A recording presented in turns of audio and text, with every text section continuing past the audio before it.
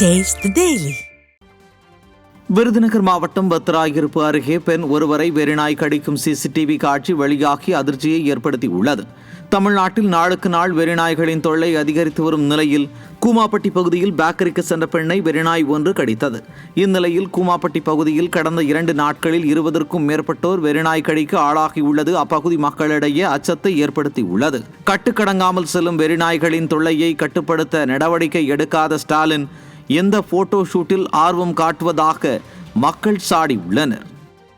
கடலூர் மாவட்டம் மருதூர் நெல் கொள்முதல் நிலையத்தில் வெட்டவெளியில் நெல்மணிகளை விவசாயிகள் கொட்டி வைத்திருப்பதால் மழையில் நனையும் அபாயம் ஏற்பட்டுள்ளது.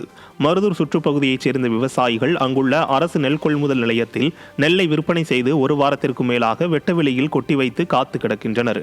நெல் கொள்முதல் நிலையம் அமைந்துள்ள பகுதி தாழ்வான பகுதியாக இருப்பதால் சிறிய மழை பெய்தாலும் மழைநீர் தேங்கும் அபாயம் உள்ளது. எனவே நெல்லை மழையில் நனையாமல் பாதுகாப்பாக வைக்க வசதிகள் ஏற்படுத்துவதுடன் நாள் ஒன்றுக்கு 2000 நெல் மூட்டைகளை கொள்முதல் செய்ய வேண்டும் என ஸ்டாலின் மாடல் அரசுக்கு விவசாயிகள் கோரிக்கை விடுத்துள்ளனர்.